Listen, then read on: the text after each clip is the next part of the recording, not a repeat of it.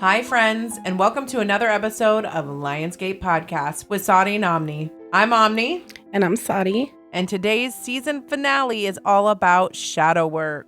We're going to talk about what shadow work is, how to identify your shadow, the good parts of it, the techniques you can do, stories about people working through their shadow demons. And by the end of this episode, you will not only understand what shadow work is and how to do it, but you will be excited to do it and to be free and whole with yourself. But first, if you guys have any questions or stories you want to share to us, go ahead and hit us up on our email at sahdiandomni@gmail.com. That's SAHDIANDOMNI@gmail.com. Or you can hit us up on our Facebook, which is Lionsgate Podcast with Sahdi and Omni, or even on our TikTok, which is Sahdi and Omni, where we do highlights from our episodes. If you'd like to connect to Sahdi for a reading or a spiritual bath or any of her very many talents, you can hit her up on her personal website at SACREDFLAME.LOVE. So we're going to start off by, what is shadow work? First, I want to just try to put into words how to identify what the shadow is and where it comes from. Mm-hmm. So when we're born with different traits and personalities about ourselves. And over time, doesn't matter, if you've had a terrible childhood or if you've had a great childhood, there are certain things because of life's lessons that even if they're good parts of yourself, if they're ever shamed or told that they're wrong, and for any reason you have like a traumatic event that happens in your life, different parts of yourself go down into what's called the shadow aspect of yourself. And people talk about there's 3 parts of us. There's the mind, body, and soul. And I actually think that there's 4. I think it's mind, body, soul, and shadow that makes us who we are. And over time during our life, we learn to disassociate ourselves from those other aspects of ourselves that we feel shame with or embarrassment, or we label that as bad in some way. And as a whole, we are not bad or good. We have both within us, every single one of us. And so the point of shadow work is to integrate both aspects of ourselves and love ourselves totally so we can become whole. Yin and yang. Exactly. It's the dark side of yourself, or what you believe to be negative parts of yourself. The parts of you that you try to hide and deny within yourself. They're the parts that might not be serving you anymore, but served you at one time. Usually dark parts of yourself that are in the shadow are there to support you during times of trauma. They're there when you're in survival mode. They come out to protect you. And then when you've gone past the trauma and you're not in that survival mode anymore, if you haven't dealt with the issues, the main problem or issue that was there, it'll continue to pop up in your everyday life. Yeah. So that's why it's important to do the shadow work. Yeah. I think I deal with that a lot because I went through survival mode for a long time where I'm working all these hours and I'm just doing. And then sometimes even now I'm like, man, how did I do that before? Because I had to, and I didn't bat an eye at it. I wasn't exhausted because I was stuck in survival mode. Well, now if I come to a point where I end up having to be busy, I hit a wall because I don't have the stamina that I did when I was in survival mode because it no longer serves me. I don't need to be in that mindset anymore. And like our mind is like a supercomputer, right? When we're conscious, that turns on and off because we go to sleep and we wake up. So it has its cycles. But the subconscious part of your mind never sleeps. It's awake 24 hours a day. That is where your shadow resides, is within your subconscious. That's why things can pop up during the most inopportune times. Yeah, I remember I was at work and that guy was probably my dad's age, super big, aggressive, talked to me aggressively for no reason. And it triggered me to where I had a panic attack and bawled at work. You have an unhealed part of your shadow. That's what you said to me. We're really going to get into that later with you guys, and we're going to identify the shadow and identify the triggers and different things like that go along with it. But like I said, like we're like a supercomputer and our subconscious is just constantly running. And so if you have like 50 open tabs at all times that you've just left open. Doing shadow work is kind of like going back in and seeing those things that are left open and unresolved and not dealt with. And you have to go in and acknowledge that and close the tab after you've worked through it. Because if you have all those tabs going, your whole life is just going to lag. Yeah. So your body, your mind, your soul, exactly. all of it. Yeah. All right. Exactly. So we can talk about identifying the shadow. Yeah. You can dream analyze. So dreams provide insight into the shadow. The unconsciousness often communicates through symbols and images, and they can reveal your desires or your fears. One way that seems, I think, less common is to analyze dreams and see where maybe you have a fear that you didn't know, or a trigger in your dream that pops up and it like really grabs you. And you can analyze that because that is your subconscious trying to communicate to you. And your subconscious doesn't speak the same language as your conscious mind. So you really have to go deep. If you think about it, there's tons of books out there about how to analyze a dream to see what's the meaning behind it. There's psychology, there's scientific proof that is your subconscious trying to communicate with you. And if your shadow is a part of your subconscious, then that's just a way you can identify it. Right. Another thing is in relationships. So let's say you have a really toxic relationship with your dad and you're a female, and there's daddy issues, they talk about daddy issues. And then you end up marrying the same person that has the same toxic traits as your father because of those unresolved issues. Exactly. We've talked about generational curses and all that.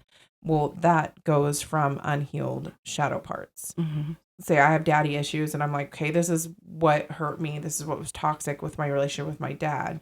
Obviously, I shouldn't go looking for a person with the same toxic traits. I should work on that, close that tab, and look for a healthier person that's good for me and not repeating that cycle. Exactly. I know it's really confusing. It was confusing for me when I first started learning about shadow work because there's so much information out there and so many different YouTube videos and books and everything. It's going to be different for everybody. Well, and it's intimidating. It can be intimidating too because it's scary. When you hear shadow work, a lot of people are like, oh, I don't want to do that. Like, I don't want to relive this traumatic event. A lot of people will be like, I've already dealt with that. I've already been through it. And I don't want to go back there and revisit it.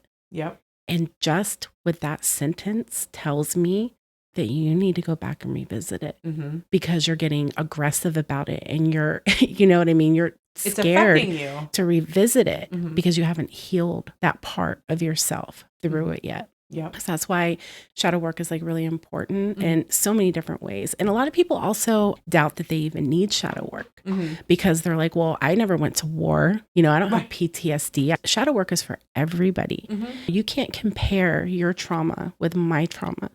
The worst possible thing that has ever happened to you in your life matters. Yeah. Don't compare it to the worst possible thing that happened in your best friend's life or your husband's life or anything like that. So everybody can benefit doing shadow work. Right. And then we can talk about a little bit how to identify. Some people have this big traumatic event that happens in their life that they need to do shadow work with.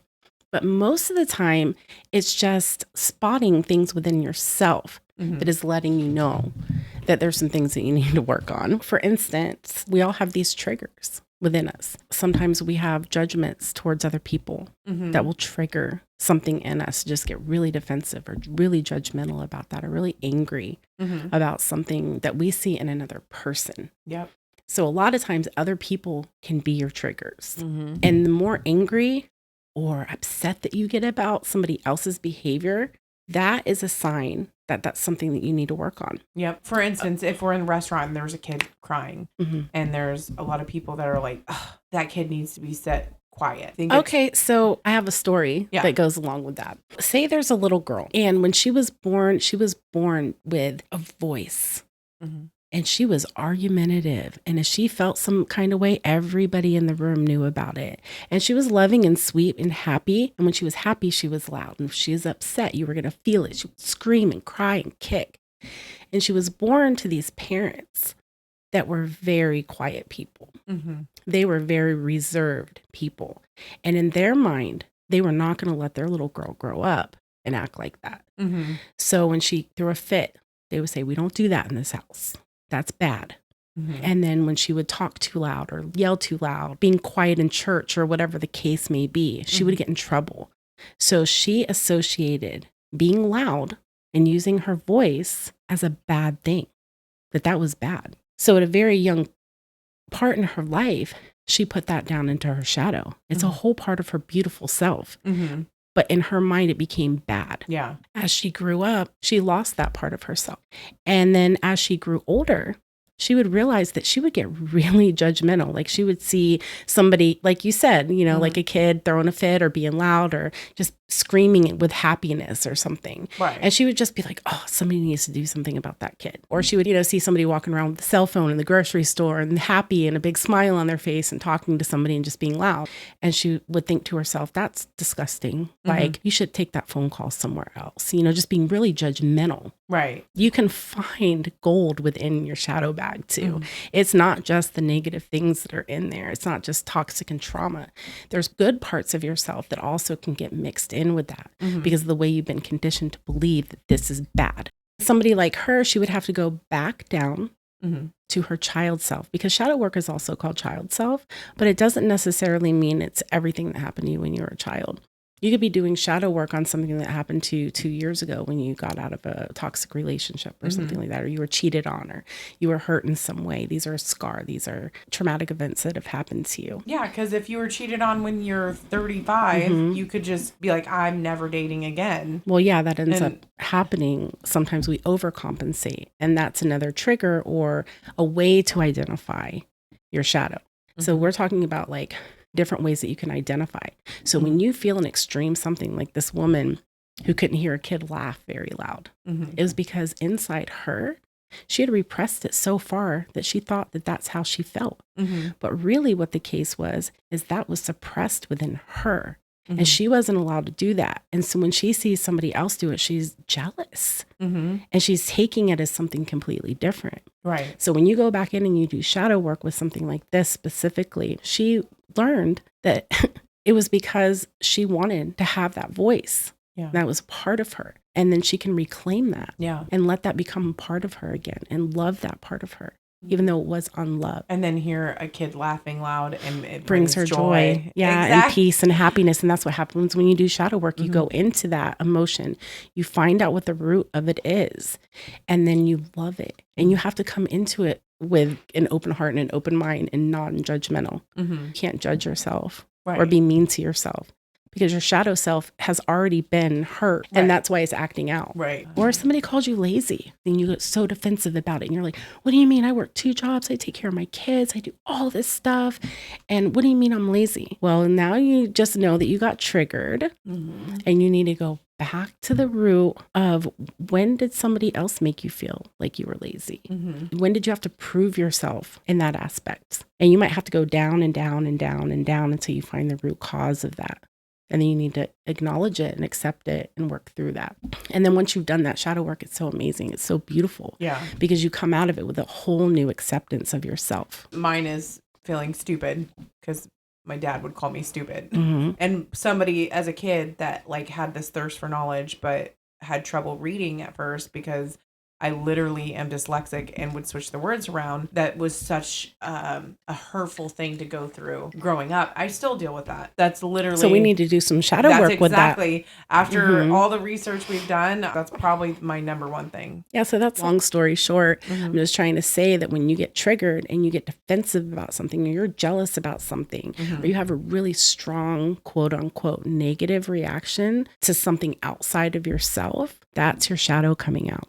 So that's a warning that, okay, this is something I need to work on. So that's how you can identify it. Yeah, exactly. Okay, so Mikhail Labdin said, who is a philosopher, he said, as long as there is an ego, there are demons. And when there is no more ego, there are no more demons either. Megan's 4 demons are a set of obstacles or hindrances that practitioners of Tibetan Buddhism may encounter during their meditation practice. These demons are not literal beings, but rather represents internal challenges that can arise as one seeks to develop a greater awareness and insight. So I identified with every single one of these, and I feel like most people probably will too. The demon of external distraction And this refers to any external stimulus that can distract us from our meditation practice, such as noise, discomfort, or other people. The second one is the demon of internal distraction.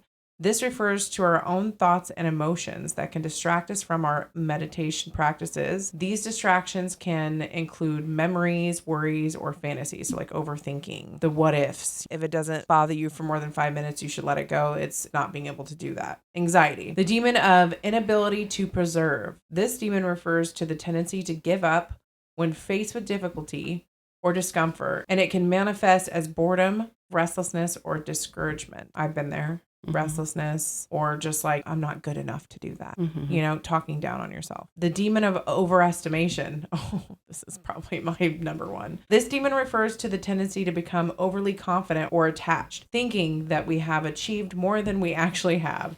This can lead to complacency or lack of further progress. I think everyone can relate to it one time or another to those four. And if you look at it from that perspective, you could probably identify your shadow parts a little easier. For me, I can't be still, and I put a lot on my plate. And that probably does have to do with something in my childhood where if I stopped and I was still, I wasn't being productive and I wasn't being successful.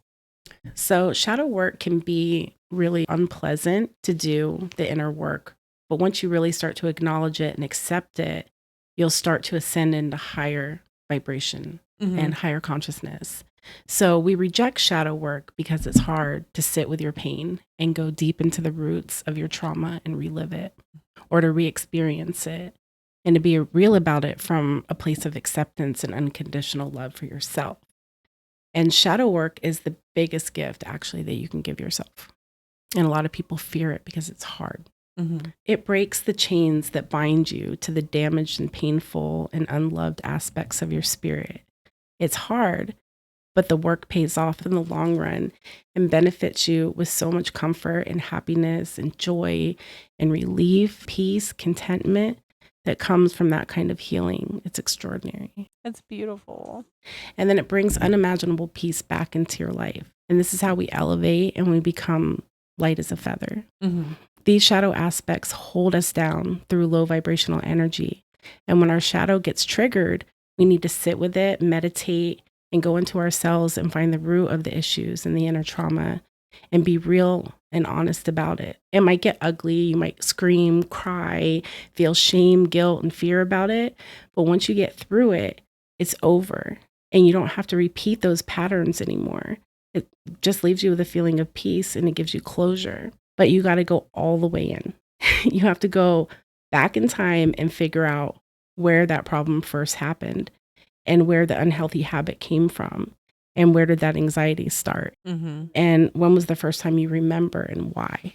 And so I'm really excited to talk later about different techniques that we can do to really help with that part of it. But you have to go into the wound and you have to clean it. And it's coming up because it's ready to be released. And it's tired of being repressed and shoved back down. And that's what we've been doing our whole lives. And we put labels on it. We're like, well, that's just how we are. Or that's how I was raised.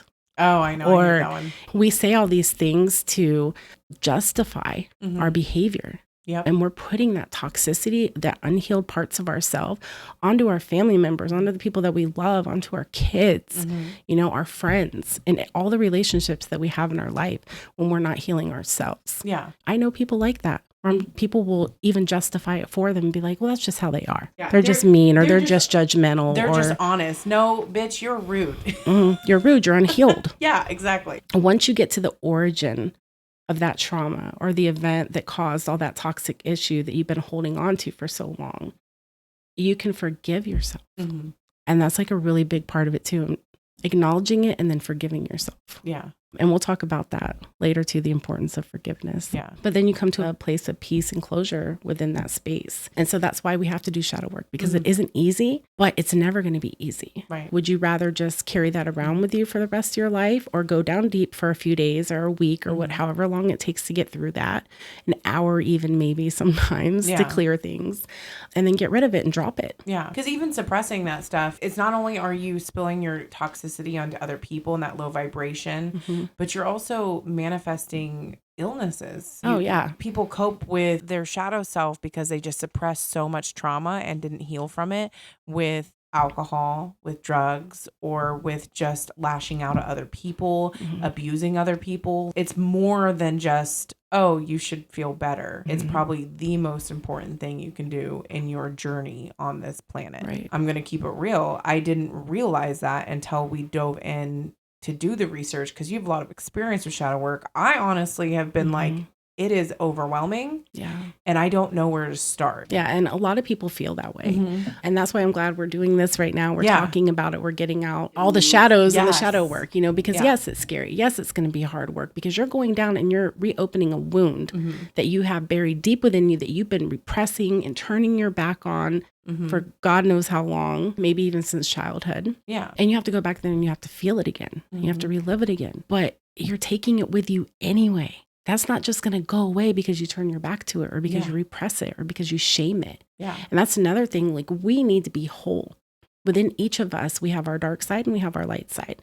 And a lot of people will just run to the light and be like, well, I'm just going to cling on to this goodness within me and keep suppressing the darker sides of themselves. We need to love all of ourselves. That's how we become whole. That's how we become gods. Yeah. Gods unto ourselves. Yeah. That's where we get our power, loving all the aspects.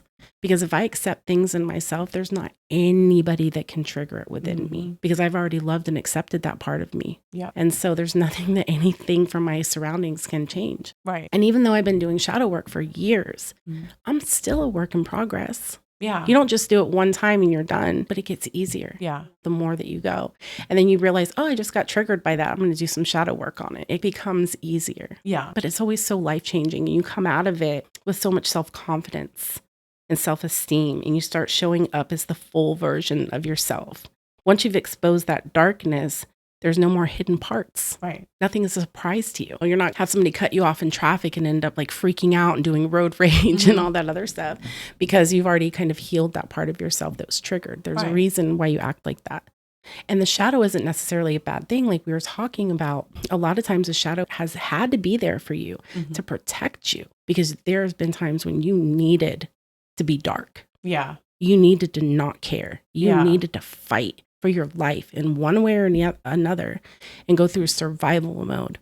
Everybody has in certain aspects of their lives. Right. But when that's not needed anymore, that's when it's time to go back in and heal that. You know, loving that part of yourself and being like, thank you for supporting me and helping me get through that really difficult time in my life, but you need to chill. Yeah. I love you. You're perfect. Go in there and heal that part and love that part of yourself. Yeah. Now that we've kind of talked about different ways to identify your shadow, we're going to go into a ton of different techniques because there's a lot to go over in that department. Yeah, there's no right or wrong way. And like what we were talking about earlier, some ways might really work for me because that's my personality. And then Omni, you're an artist. Yeah. So when you heard about different creative ways that you can do it through art, you really love that part. But I'm not an artist. And I was like, that sounds really boring to me. Like, I'm just going to draw a stick figure. Like, that's not going to help me. Oh, that stuck me right in. And we're going to talk later about some other ways that Omni had found that really excited her. And then I was thinking to myself, that doesn't really resonate with me specifically, but it probably will with other people. Right. So it's really great that we have this like contrast between us because the shadow is so vast. Right. And it just spreads out and it has so many layers to it. Right. I think it's really good that we're coming from two different aspects. Right. But getting to the core of the same thing. Exactly. So this is beautiful. Yeah. So I know we were talking about journaling is a technique and you were like, that sounds like homework to me. It does. Okay. So I like to do poetry and stuff like that when I want to, but journaling just kind of sounds boring to me. For some reason, I'm like, oh, it sounds like, you know, an essay that I have to do or something. Yeah. But there are some really good things that you can write down. Like you can ask yourself certain questions because when you're coming into contact with your shadow, you've pushed that shadow so far down that sometimes it can feel like something outside of yourself or like a completely different personality of you. So sometimes just sitting down with a pen and a piece of paper and ask it questions. Yeah. And I call it because you haven't integrated into the whole yet. Exactly. So journaling can be as simple as just writing down a few questions and then answering them honestly, because there's a lot of honesty in shadow work, because this is stuff we've been denying. So we have to come into it like we're welcoming in a little child. Yeah. Or somebody that we really truly love. One of the questions that I like to do for myself is I like to think of it almost as a third person. When I'm identifying within myself, sometimes I can want to push it away again. So if I'm having like an issue, I'll imagine the person that I love the most in this world. And then I get a full form of who they are in my mind, person that I would do anything for. And then I imagine them coming to me with this issue or with this trauma or with this toxic thing that's within them. Imagine looking at them and having them look back at you and be like, help me. How would you respond to them? And write that down and really sit with that. Think about that. I'm thinking of my kids. Take your time and nurture that response. What advice would you give that person that you love more than anything in the world? Because we have a tendency to love other people more than we love ourselves, especially when we're dealing with our shadow. We'd rather put all of our needs to the side for other people. When we in the shadow work, it's all about self. So we have to love ourselves unconditionally. We have to give that love that we've been giving out to other people our whole life. We have to give that back to ourselves. We have to bring our power back. We have to bring back those fragmented souls and those damaged pieces and those parts of ourselves that we have hated and we have felt unloved for so long. We need to welcome that back in and love it so we can let that painful parts go. That's the journaling. Yeah. So, you don't really have to make it like an essay. You don't have to, or you can, if you're really into writing and that helps you, go for it. Get as integrated into it as you possibly can. Right. Ask yourself different questions and stuff like that. But if you're struggling with it within yourself, that's a good do way that. To put it. Yeah. Okay. So me and my partner went to a metaphysical fair. Actually, you went there too. We just went at different times. We were like, I think you got there right after I left or something. Yeah.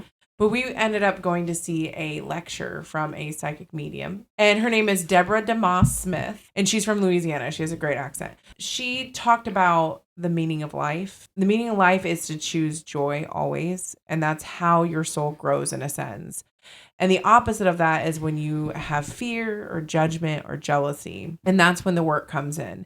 And she didn't put this method as shadow work, but it's 1000% shadow work. And I even asked her and she didn't even know what shadow work was. I was like, are you serious? Well, because shadow work is, like I said, called so many different things. It's self-work. It's through therapy and through meditation and sometimes psychedelic journeys. And it's just different titles to get into the same inner core of yourself. We're all just trying to grow. Right. Yeah.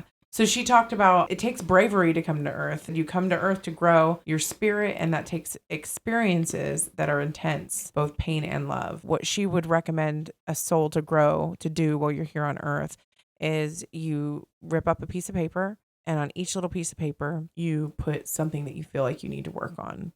Whether that be like jealousy or greed or whatever, something that you feel like you need to work on to be the most joyous person that you can be, because through joy is how you grow. And joy is the meaning of life. And not to interrupt you, but I was actually thinking about that earlier. And I didn't go to her, so I didn't know what you were going to talk about. But something along the same lines is like writing down on a piece of paper one thing that I want to let go of. That if I let go of that one thing, that I can finally be happy. Oh. And so that really corresponds with what she was saying. So I'm sorry, continue. No, that's great. That's crazy. So she said, take the bowl, take that piece of paper, ball it up in a ball, and put all of those balls in the bowl. And then every so often, unravel, look at it, think about, reflect, how have I worked on this? And sometimes you're going to be like, wow, I don't need this to be in this bowl anymore. And sometimes you're going to be like, I'm missing some things in this bowl. The point is never to get the bowl empty. The point is to keep the balls moving in and out of the bowl. And that's beautiful. Yeah. I like that. And somebody in the crowd said how you know what to put on the pieces of paper. I mean, because some things are obvious, like, okay, I'm jealous of people sometimes, or sometimes I'm rude. But if somebody else said, nobody would love me if they knew this about me. Yeah, that's a good one. Yeah, that really clicked with me, because I was like, oh yeah, there's a lot of shame with shadow work. So that's something to really dig deep into yourself. And you can use this method starting out. It seems like an easy enough method to get more comfortable and to ask yourself those questions. Like Right. Or even ask yourself the question of, what is the trait that I hate most in other people? And we were just talking about that earlier. Mine is lies. Yep. Like if somebody lies to me, I can't. Yep. So I've had to do some shadow work on that and figure out where it came from. I never even thought about that being shadow work. Because I like just so angry. Like if somebody would lie to me, or I think somebody was lying to me, I would go crazy. Oh, like, that does and cut make me those mad. people out of my life. Or if they're gonna treat me like that and not respect me and not tell me the truth, then they don't deserve to be a part of my life. But why did I have such a severe reaction to that? Well, I found out. I've done shadow work on it and stuff like that, and figured out where that stemmed from. And it was because of some trauma that happened to me in my life. But sometimes you just don't even realize it. You just think, oh, I'm just a righteous person. I don't lie. So I don't like it when anybody else lies to me. That's your shadow coming out. I feel so called out right now because I was raised by a pathological liar and I did cut him out of my life. Well, see, that's some shadow work. And once you get through that, you won't be triggered by that anymore. So if somebody lies to you, you can come from a place of compassion and you're not going to be triggered into like this, it ruined your day, somebody lied to me. Because that's what ends up happening. When you have these unhealed parts and somebody triggers you, it ruins your whole fucking day. Or I just won't even give them a chance. I won't give them the time of day. But it affects you so negatively. Yes. Because it's an unhealed part of your shadow. Yeah. Didn't even think about that. So over and over again, I might, repeat myself saying this, but it's when you get the most triggered by something. Yep. The lady with the little kids screaming and laughing bothered her.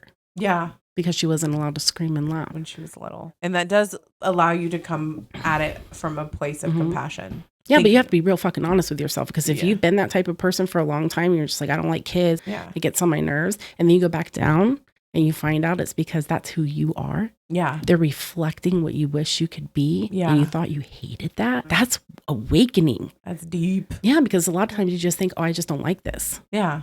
Well, maybe it's because it's part of who you are. Somebody calls you lazy and you get defensive. Maybe it's because you wish you could be lazy. Yeah. Or maybe you get mad at other people being lazy. I get mad at myself when I'm not productive. Why are you so upset if you're not productive, Omni? Maybe you get upset when you see other people. Like people will make comments, not you specifically, but they'll see somebody only work a couple days a week and they're working on other stuff and they're just chilling with their life and they're having fun. And then you judge them. And you're like, well, must be nice to just sit around, go to the beach all day or go do this or whatever. Like, must be nice. So when you find yourself using those words, guess what? You got to do some shadow work. It might be because you wish you could be free like them. Right. You wish that you didn't have all this stuff piled on top of you and just live your life the way you want to. So there might be a part in your shadow that you're honestly jealous of that. Yeah. And it's coming out in your shadow as anger. Why do you care? It doesn't affect you. Or sometimes we overcompensate for things as well. So we're like an overachiever. And that's the story that we tell ourselves, I'm this, I'm that, and I get all this accomplished and all this done. And then we're just drained. That's me. So there might be something in there that you need to look at as well if you're like overcompensating. Oh, I have lots of shadow work to do, but I'm not scared of it anymore. Right. And within relationships too, that can happen. So you can be, I'll take me for an example. That's fine. I'm putting my business out here. I was in a very abusive relationship. It started off, I was in a mentally abusive relationship with my dad, and I felt abandoned by him through a period of my life. And I met a man that would eventually, treat me in those same kinds of ways. Yeah. And on top of that, he was physically abusive as well. I didn't even realize that there was anything wrong with that. I thought like, I can change him and he can be better. Or maybe if I'm better, he'll treat me different.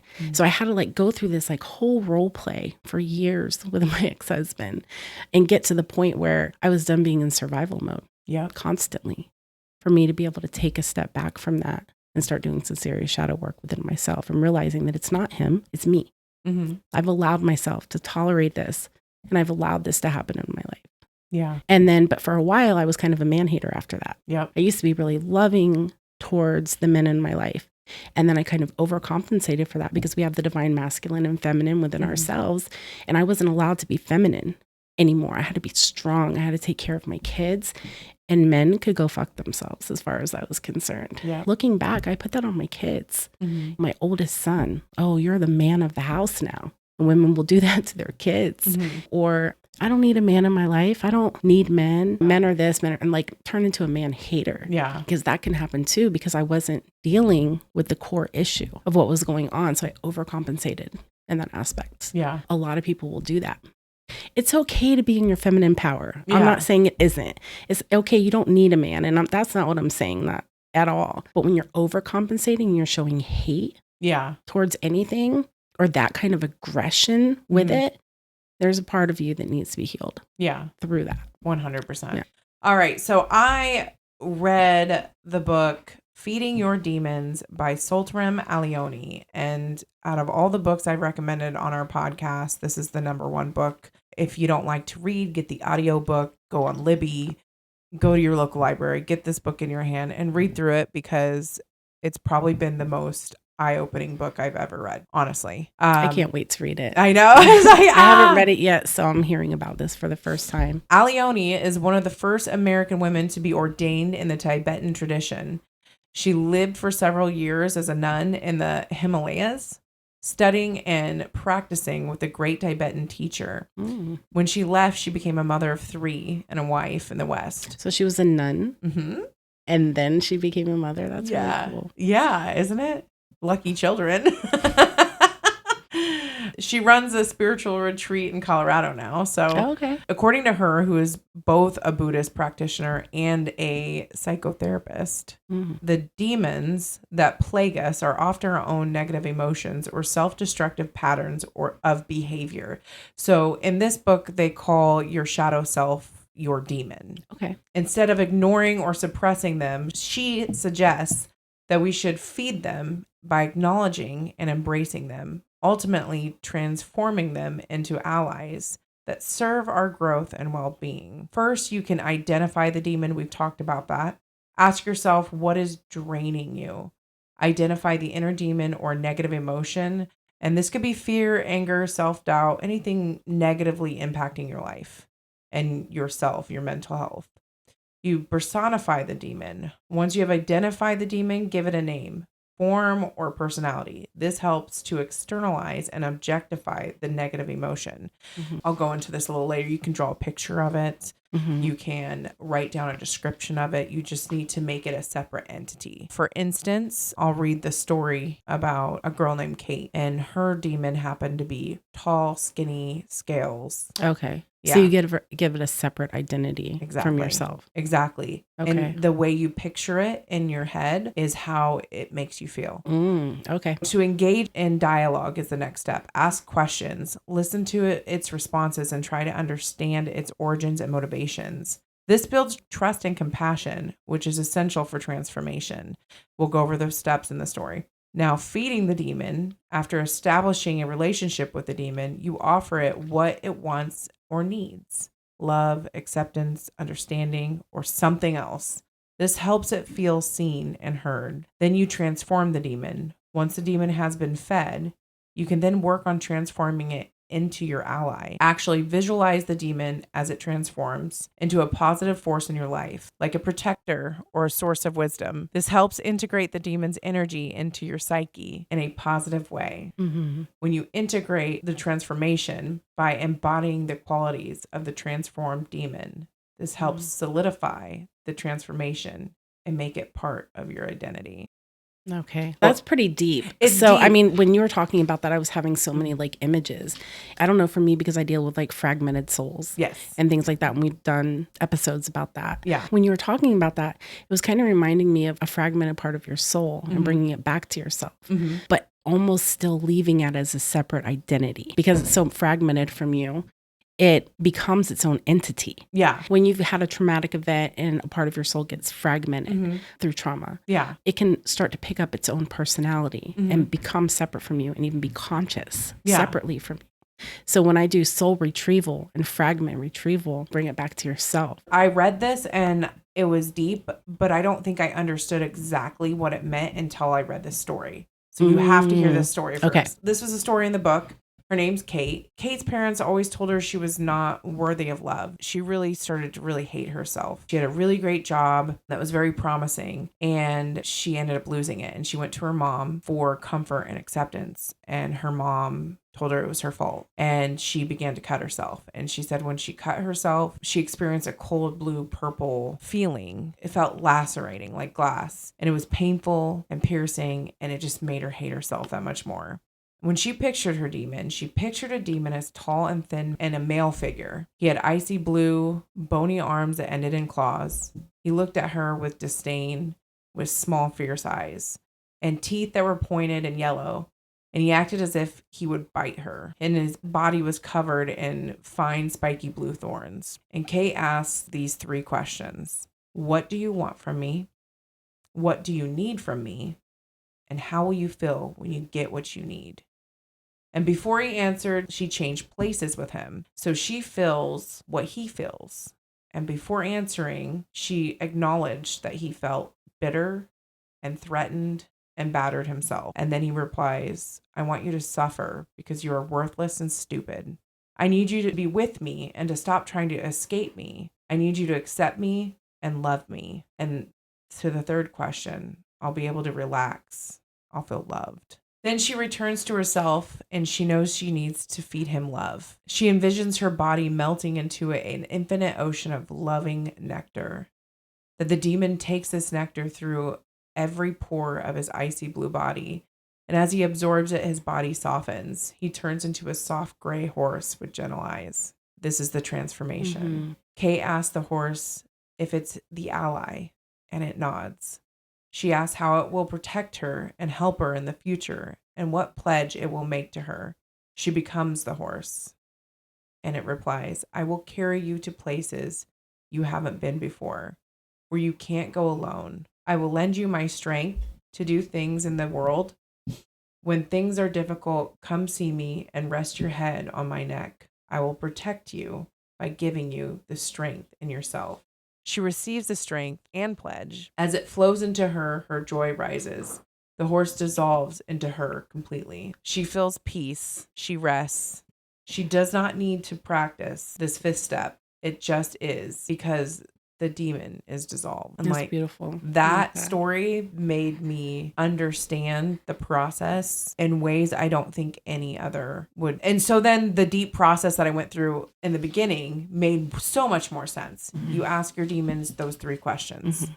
What do you want from me? What do you need? And how will you feel when you get what you need? Mm-hmm. So it's really crazy.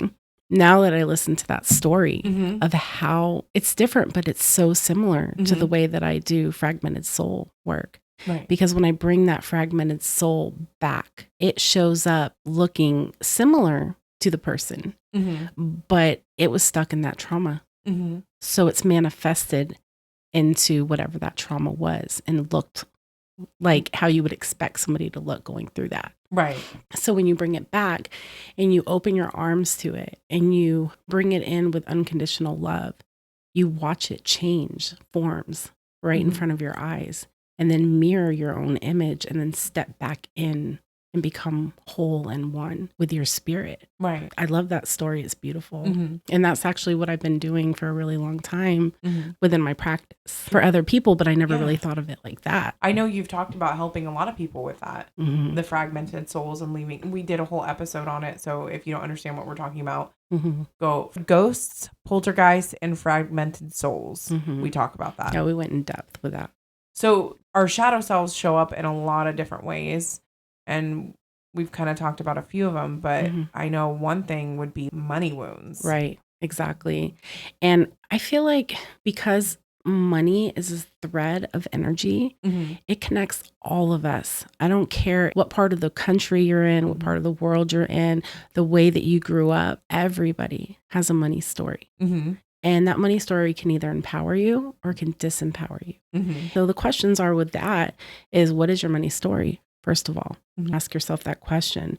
And what is your relationship with money? And what were you taught growing up about money? And how does that affect you now? The scarcity and poverty mindset can be passed down through generations. And we can think of ourselves as rich or poor. And even if we were born rich, we can still have that scarcity mentality. people who have money doesn't necessarily mean that they're healed. Now, I'm not going to say that money can't buy happiness because I've gone to Hawaii and I've had the best time in my life and I needed money to do that. I'm not saying that that's not the case. But even people that are rich can have money wounds within them. And they can have this mindset of thinking they always need more. Yeah. That they're not fulfilled, that they don't have enough. Or they have to compete with other people. They have to have a nicer car, a bigger house, or like whatever the case may be. Look at these billionaires going to space just to like show how much money they have to build a rocket. So yeah, so just because you're rich doesn't mean you have a healthy relationship with money. Yeah. We can still feel poor within ourselves. Rich or poor, we've all been conditioned by money. And the threads of money energy are creating this separation within us, creating internal conflict within ourselves. So our story either empowers us or disempowers us. Right. So some of us come from a place of scarcity and lack, and we're deeply embedded in the poverty consciousness. And even those of us that grew up with money can still have a scarcity wound, making us always want more and more, to fill a wound within our shadows from not feeling worthy, no matter how much we accumulate. It's just never enough. And the constant need to feed the external can cause conflict within the internal parts of ourselves and give us a false sense of security and cause us to be really selfish. It can also cause us to be greedy and jealous and anxious, have a lot of fear within that money concept, and then have neediness or entitlement. You can become arrogant or selfish, and those behaviors come from unhealed parts of self. I have a little bit of a story. Okay. Somebody that I know, they work 7 days a week. They work 2 jobs. They only have a day off when they're requested off. They don't have kids because kids are expensive, and they're always stressing about money. So whenever there was like food up, they would box it up and take it home. And I'm just like, and they bought their house before the market went up. So it's like they're sitting pretty. They're doing good. They're doing great. And they still have that mentality, that anxious behavior where there's just stressed. And when they have a bad financial day, they get really overwhelmed. They're just always have that anxiety and stress. And then I was talking to them and they made mention where they were like, well, my dad growing up did what he could. But one time me and my sister went on a field trip and he packed a loaf of bread and a can of tuna without a can opener. And it just really made me stop and be like, oh, that's where that comes from. And usually people with those types of behaviors, that's where that comes from. Yeah. And it's so beautiful when we start to do shadow work within ourselves, we'll recognize it within other people. And instead of looking them and judging them, we come at it from such compassion. Right. Like, I hope they heal. Yeah. Our mindset changes every single time that we do shadow work because it opens us up to be receptive to ourselves and the people around us too. Yeah. So for you to even acknowledge that, that's beautiful. Oh, thank you. But yeah, kind of same thing with me. My dad was always really strict and I had to watch my portion size on my plates, and he was always watching me to make sure I wasn't overeating or eating too many snacks or whatever. So when I got away from my dad, my house was filled with food. And when I had my kids, they got to eat whatever they wanted to. Like, I fed them good meals and healthy meals. But if they said they were hungry afterwards, no problem, go eat. There was never ever did I tell my kids that they couldn't eat. Now, I probably shouldn't have done that because that came from an unhealed part of myself because I didn't know where that was coming from, but it came from a place of lack with that. I never wanted to treat my kids the way I was treated. So I went in the complete opposite part of that. Talking about women, and I know that men have money wounds just as much as women do. But I just kind of want to talk about women for a second. Whether they're rich or poor, the money paradigm within our women reaches out globally, and it's been passed down through our generations. So this isn't just an American problem or problems in other countries. This is women as a whole. Women have been conditioned to be reliant on the man to support and provide us with food on the table and a comfortable lifestyle in exchange for our power. So we have to give away our power to be dependent on our man. And that opens up a multitude of other shadow wounds. Even if we have not personally given away our power to a man to survive, we still carry that energy within our DNA and within our systems, within our ancestral code. It can come out not only as a part of our shadow, but the way we view the disharmonious parts of our own divine masculine part of ourselves too. The expression of the divine feminine disconnects us from ourself as a whole. So our shadow wounds can play out in so many different ways within that paradigm. Like in society, when men are like, she's a slut because she slept with 50 guys, but that dude slept with 50 girls and he's the man because he's got the power. Right. Or that saying where like, oh, she slept her way to the top, instead of being like, no, that man abused his power and promoted that woman based off of sexual favors that he abused his power in, instead of being like, yeah, she got the promotion because of credentials. Right. The exchange of power is off. Exactly. Yeah. But then you have to go and you have to look at it from the man's perspective as well, because not only have we been conditioned to be a certain way globally through society, and there are exceptions to the rules. Yeah. But as a whole, as the divine feminine, as a whole, we have been treated that way, and we have given away our power over and over and over again. But at the same time, the men have been conditioned to do that. Yep. And then how are they going to feel? Where are their money wounds? They're not allowed to cry. They have to go out there and they have to work sometimes 80 hours a week to provide for their family. They take on all of that responsibility. And even if it's not happening within that, it's still programmed. It's in their DNA. It's within their divine masculine shadow. They get as a looked out whole, as less of a man. Less of a man. You know, so if they want to stay home, they want to take care of the kids. Somewhere within their DNA, even if that's what he wants, he could start acting out in different ways with his wife and with his children because he's feeling demasculated, because he's feeling in some parts of him, in some of parts of his shadow.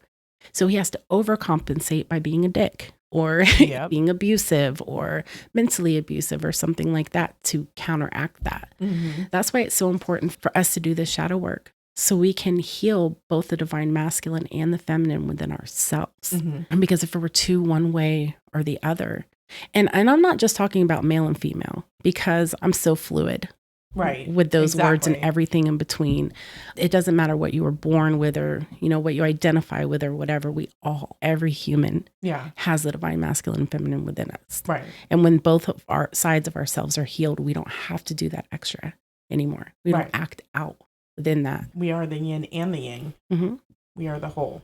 So if you hate a particular race or you hate a particular gender or whatever the case is, there goes the hate again.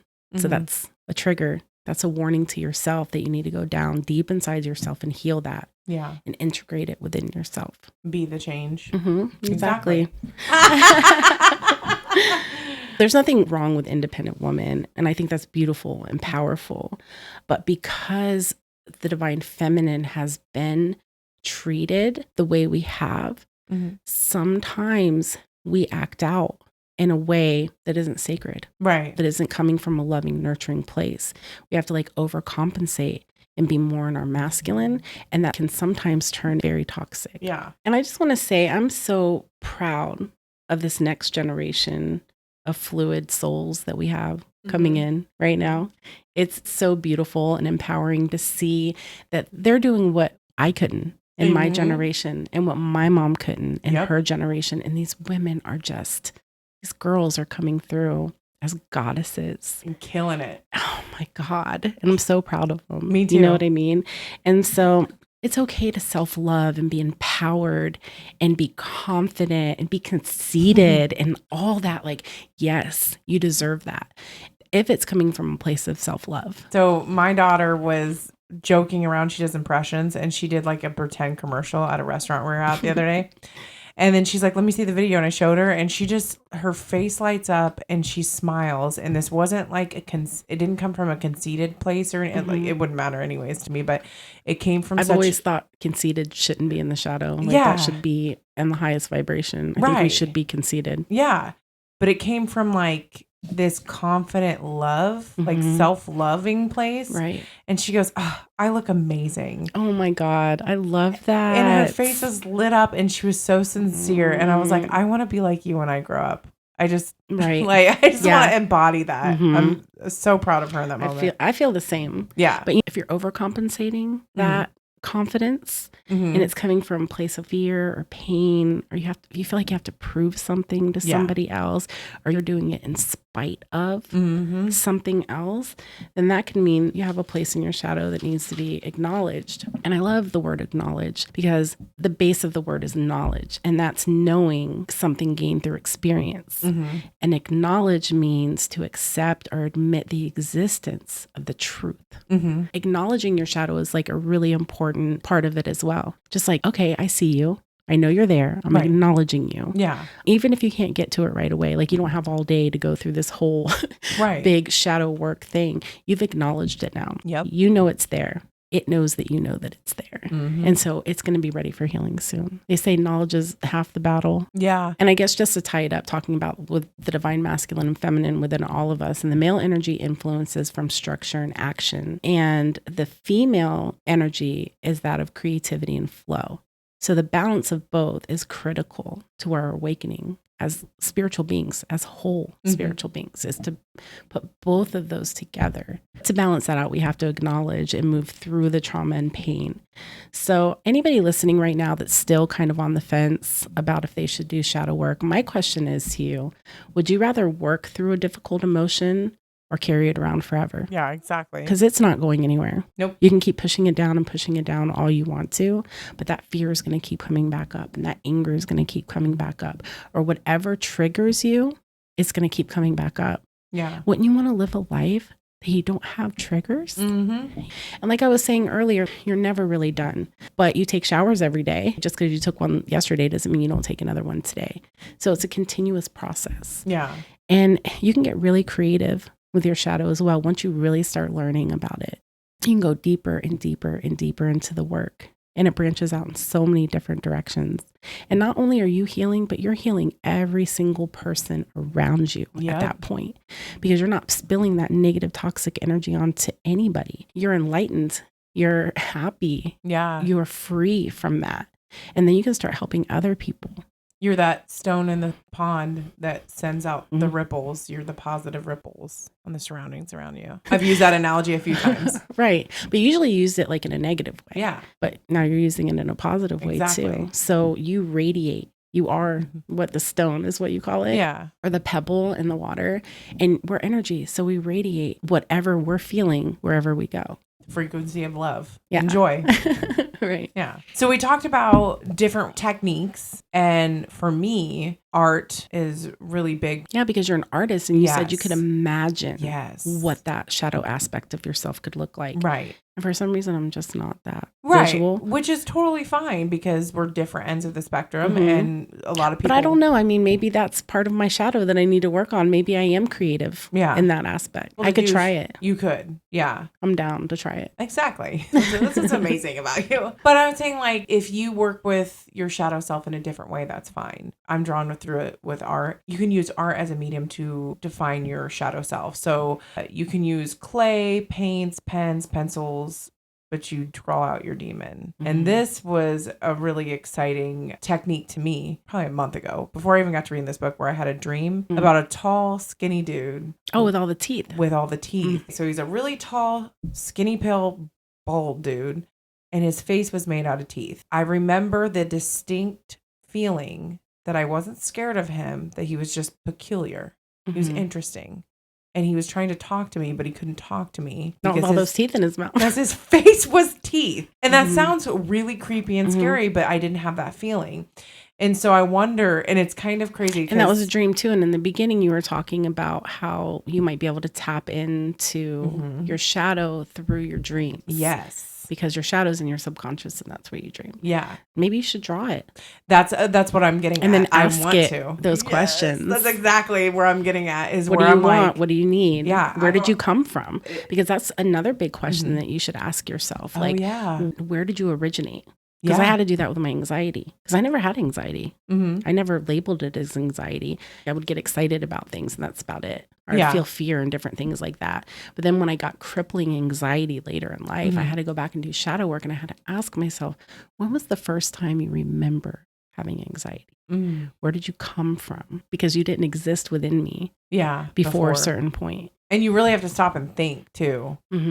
Well, you really have to go back sometimes. Yeah. And then one memory might trigger another memory. Mm-hmm. So that's the point too, is really being still with yourself and taking that time. Be like, okay, I was triggered today. I need to figure out where that came from.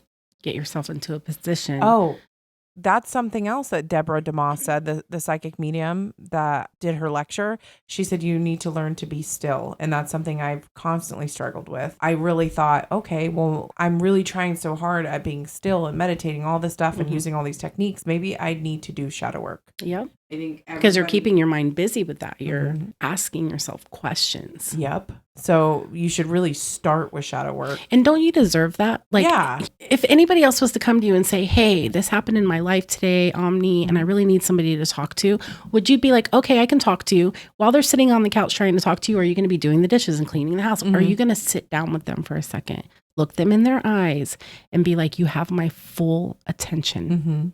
What do you need? How can I help you? Yeah. That's what your shadow needs, because you've been denying it. You've been repressing it and you've been pushing it down so long that it's just like, I guess I'll just come up when you need me to act a fool. Yeah. You know what I mean? Like, okay, like, I guess when you need me, I'll come through. Yeah. But you don't have that communication with it because you're not even sitting down with yourself. Yep. This painful, abused shadow aspect of you, to give it 15 minutes and listen to it with love. And all of us do that. It's not just you. Yeah. No. You know, but like all of us have felt that way. We're like, well, I just don't have time.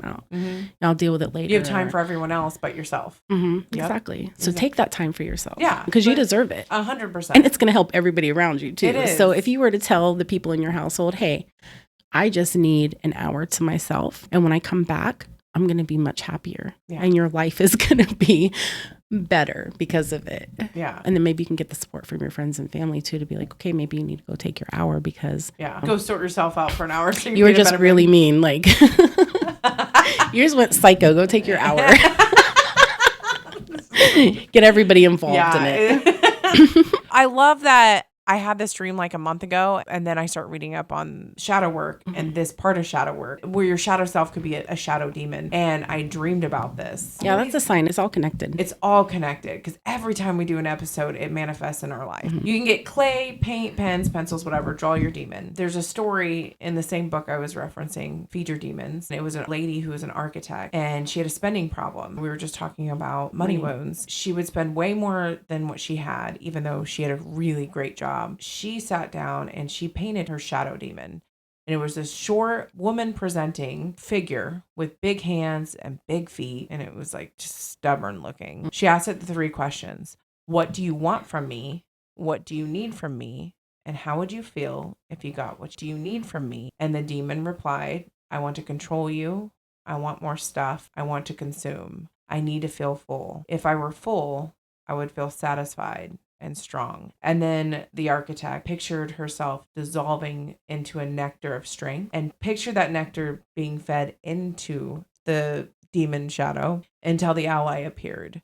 And then after completing all the steps, she painted a picture of the ally and what it looked after it transformed. And she hung them both in her office as a reminder of that process.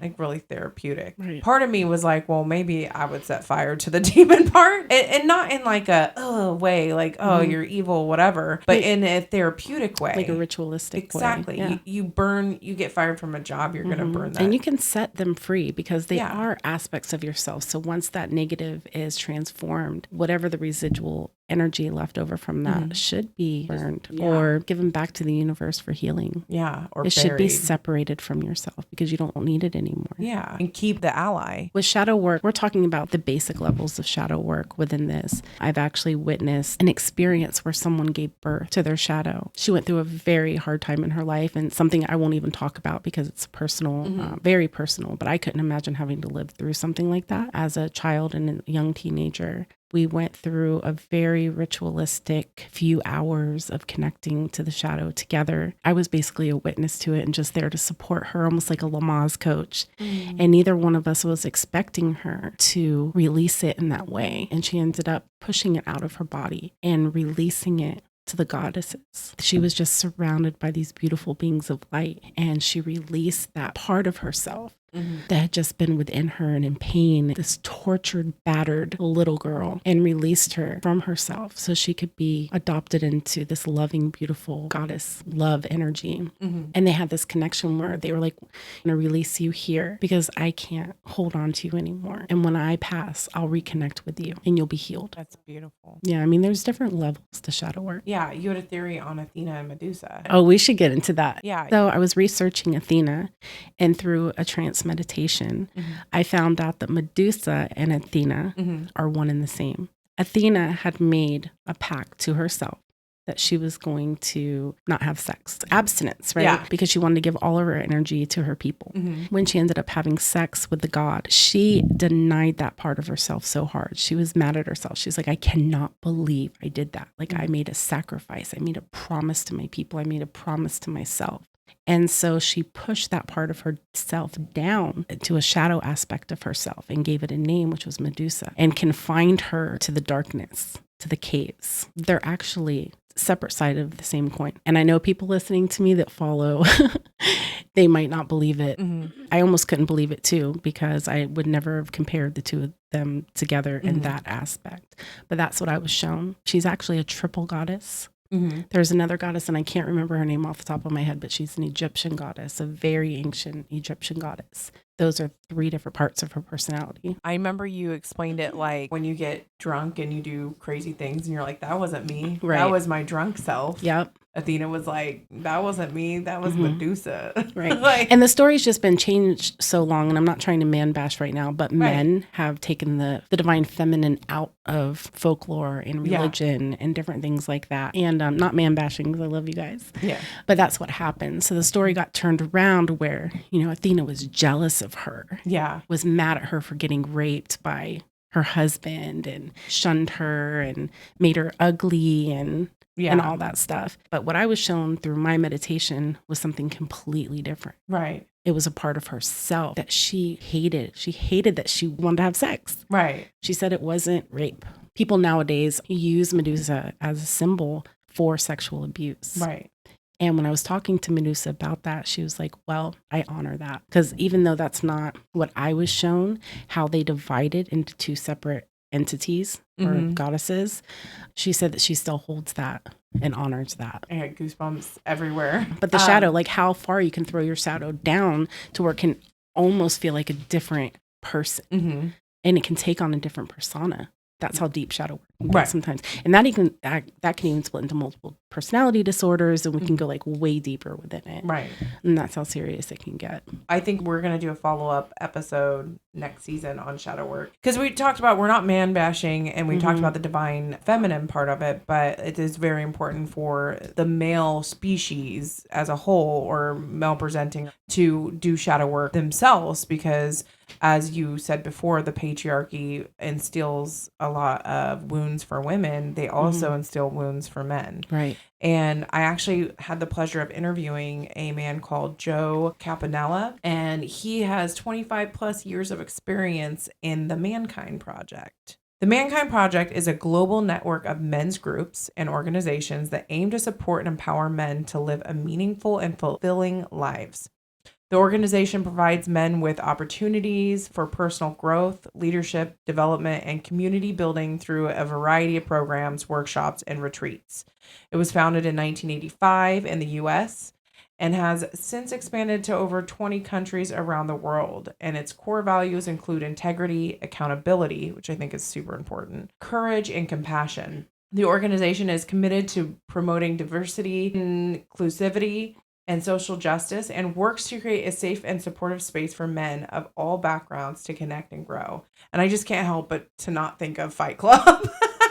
But in a good way, like when they were going to the groups and the men were supporting each other, and it was a sense of brotherhood. And it kind of reminds me of Freemasonry in the same way. And I love that too, because women, we have been through a lot, but we also have a lot of support when it comes to that, and like expressing our feelings and things like that. So to have a place where men can go and do shadow work, I love that. It's beautiful. Some of the programs offered by the Mankind Project include the New Warrior Training Adventure, a transformative weekend retreat for men's mental health and well-being. And it addresses issues such as toxic masculinity, gender-based violence, and homophobia. that is a resource, and it's male only. I think that's a good way to change the world and the outlook that society has on men and young boys. So Joe Campanella, he was a part of that group for 25 years, and then he developed Peer Pods, and you can look it up on peerpods.com. It's a personal healing team, and what they do is they do it more online, and there's 3 people involved, and it's a facilitator, a witness, and a worker. You do these once a week. And so it's a lot more convenient, a lot more accessible. I know he was talking about how he's trying to get it covered through insurances and stuff.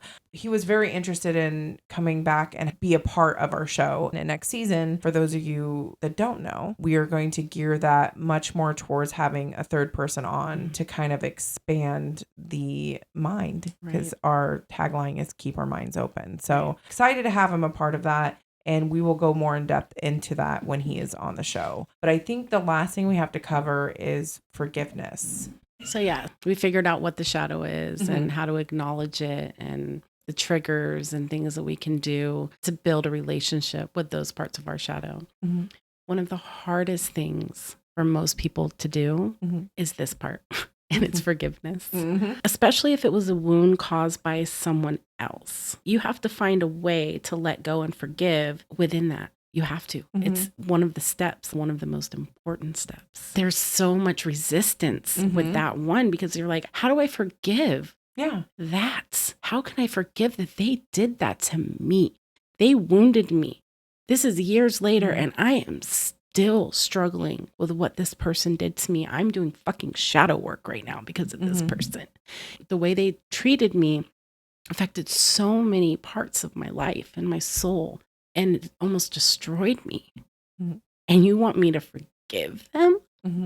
That's such a hard pill to swallow. But at the same time, I'm not asking anybody to excuse the harm that was done to you. But you have to do it for yourself. And I promise you that it'll free you from the person who has harmed you. Because if you're still feeling that person and you're still hating that person for what they did to you, you still have a connection with that person. You have an energetic and a soul connection to that person. And until you can forgive them, you cannot release them. That's why forgiveness is you're not forgiving them for them. You're forgiving them for you. So you don't have to hold on to that anymore. Those of you that believe in reincarnation, then imagine being reincarnated with that same soul and that same trauma. In my spirituality, that's what I believe in. If you don't learn your lessons, you are destined to repeat them. So like what you were saying before, like maybe a woman who has daddy issues, they end up getting into a relationship with somebody that shares those negative qualities, the damage that their father caused them, like abandonment or whatever the case may be. They seek that out in another man. And then they end up in a relationship with that person. And does more damage because they haven't healed that part. They haven't forgiven their father. They haven't let that go. And you end up with generational curses, because then you end up showing your daughter, who gets raised by the same man, then goes out and looks for the same man. Yeah, it's a vicious cycle. So that's why it's also so powerful to do shadow work, because not only are we breaking it for ourselves, breaking it for our children, we're breaking it for the other women around us. When I was unhealed and something was happening to a friend of mine, I would trauma bond with them. I wasn't helping them. I was letting them vent and and that's okay too, to support each other, but I wasn't doing it in the right way.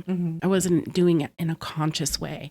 I was just like, that motherfucker, you know, like really getting into that, because I had unhealed trauma within myself too. So now that I've done my work, it's easier for me to help other women. And so that's what ends up happening within that construct. It liberates the soul. And forgiveness is a powerful weapon. And I never really understood that until I really started doing shadow work, you know, and I understood that. And it'll actually give you your power back and improve your self-worth and your self-esteem, and it heals your nervous system. A lot of women who have been in that cycle, they're on edge all the time, always in fight or flight. It lowers your stress. It relieves your anxiety and your depression and your hostility. And after you clear it all out and you heal and you forgive, and then you release that shadow aspect, then you have to replenish. That's the last step. You replenish and you rejuvenate through self-love. And you just basically like love the fuck out of yourself. I got through that. That was hard, but I feel so much better now. And I feel so much empowered. Now there's an empty spot there. So what are you going to fill it with? You need to fill it with alcohol. No, I'm just kidding. I'm just kidding. Love. I mean, love. Well, if you want to do more shadow work the next day, that's fine. You know. At least I didn't say dick. Start by incorporating like new healthy habits, things that keep you productive and on your path and keep you elevated. You just dropped like a heavy toxic part of yourself, and that empty space should be replaced with good, healthy, safe things. And whatever that means to you, maybe it's allowing yourself to do something that you've never done before or that you've always been afraid to do. And now that you've released that part of your wound, you're like, oh, I don't have fear on that anymore. Yeah. And maybe you could have it in alignment with what you let go and replace it with something else. I've always had the misconception and very aggressively said, I don't need to forgive to move on. I've always said aggressively said that. And I really did believe it until doing this research, because I was like, no, I'm much happier cutting that toxic parent out of my life. And I don't need to forgive him because he's not sorry. That's the problem where I still have. And I'm glad you mentioned that, because so many people do that. They're like, oh, I cut that toxic person out of my life and everything's going to be fine. Yeah. I've grown past that. Or, oh yeah, I'm done dealing with that. But if you're still harboring negative energies towards it, you haven't healed from it. Having a man be aggressive towards me and caused me to have a panic attack at work because he reminded me of my dad beating my ass. I was there. I remember that. And I was just like, whoa, that's not like Omni at all. And you said, maybe that's some shadow work you should work on. And you said it so simple and so nicely. And I was like, you are so right. But at the time you were fearful of shadow work. It wasn't just that I'm scared. I just felt overwhelmed by the thought of it because I didn't know where to start. Right. And honestly, I felt that way up until really diving into this. And I might have had a part to do with that too.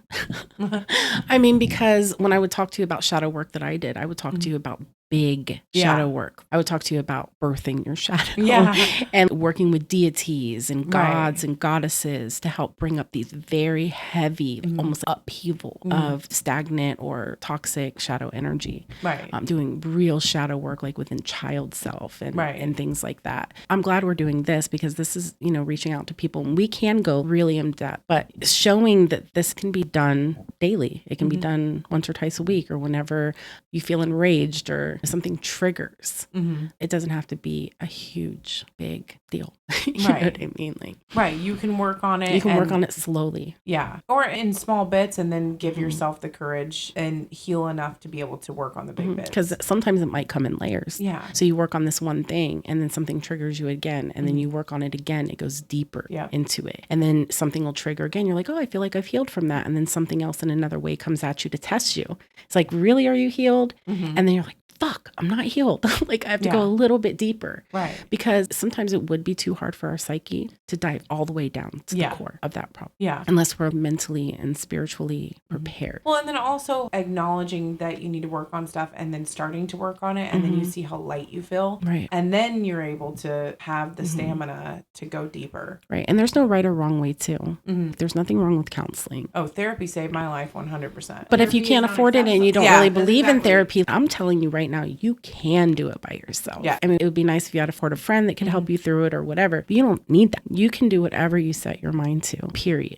You go as deep as you want or stay in the shallow end for as long as you want to. Yeah. But you have to do it because it's good for you. And for me, I'm just like, let's just get it over with. Like, that's well, I mean, I'm just but like, it's crazy. Like, it's always like that at first. And then when you start doing it, it just becomes like second nature to you. Yeah. Okay. I was kind of talking shit about journals, but it's really cool if you could do journals, because then you could look back a year from now or 6 months from now or 5 years and be like, oh my God, who was that person? I was triggered by that. Right. Like, that's so insignificant. Like, that would never bother me now. Or the chick that hated kids screaming. Yeah. Maybe she's the one talking loud on her cell phone inside of a restaurant. Right. And she looks back on that and be like, oh, I can't believe I used to have that kind of negative mentality towards people just being happy. I know, like, therapy isn't accessible for everybody, but that was a start for me. And I look back at myself just a few years ago and I'm like, oh, look how much I've grown. And then doing this research, I'm like excited to see how much more I grow. And then if you're artistic, you can do like a sketchbook and and sketch your demons, and then go back and look and be like, oh, look at that. That demon is not there anymore. It is inside of me, transformed into an ally.